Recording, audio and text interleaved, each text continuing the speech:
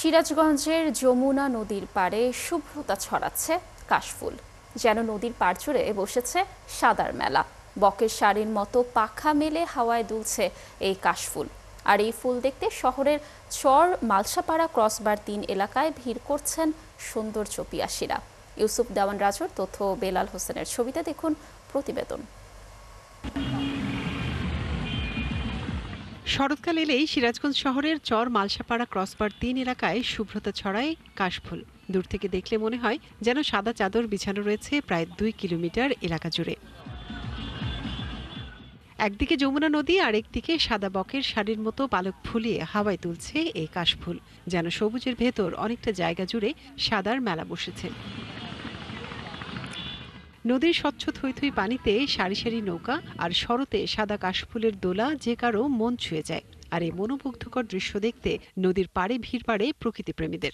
আমি কাশফুল দেখতে এসেছি, আমার খুব ভালো লাগছে। কাশফুল জায়গায় খুব সুন্দর বাতাস, এটা প্রতিদিন মানুষ দেখছে, ঘুরছে, তার জন্য আমরা এসেছি।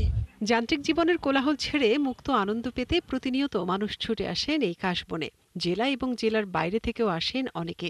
কাশফুলের সাথে ছবি তোলেন, সেই সাথে নৌকায় ঘুরে বেড়ানো উপভোগ করেন তারা। ফেসবুক এবং ইউটিউবে অনেক ভিডিও দেখেছি যে যমুনা তীর ঘেঁষে এখানে অনেক কাশফুল আছে, সুন্দর একটা জায়গা আছে। সুন্দর একটা জায়গা, যা এখানে যে না আসে নাই সে এখনো বুঝতে পারবে না। যখন আসবে বা দেখবে তখন এটা আসলে বুঝতে পারবে যে এটা কত সুন্দর একটা জায়গা। পরিবার নিয়ে আমরা সময়টাকে সুন্দরভাবে উপভোগ করছি। বাংলাদেশে সবচেয়ে জনপ্রিয় ফুলের মধ্যে কাশফুল অন্যতম। এটি এখন শুধু সৌন্দর্য ছড়ায় না, জ্বালানি হিসেবে কিংবা কৃষিকাজে ব্যবহার হয়, জানালেন কৃষি কর্মকর্তারা। পানের বরজ তৈরি করতে কাশফুল দিয়ে আমরা এই বরজ তৈরিতে ব্যবহার হয় এবং বিভিন্ন শৈল্পিক কাজে এটি ঝাড়ু থেকে শুরু করে অনেক কাজে ব্যবহার হয়। এবং আমি যদি কাশফুলকে কোনোভাবে মাটিতে মিশিয়েও দিতে পারি তাহলে এটি জৈব সার হিসেবেও কাজ করতে পারে। ২ থেকে ৩ মাস কাশফুলের এই সাদা ধূসর সাম্রাজ্য মুগ্ধ করে প্রকৃতি প্রেমীদের।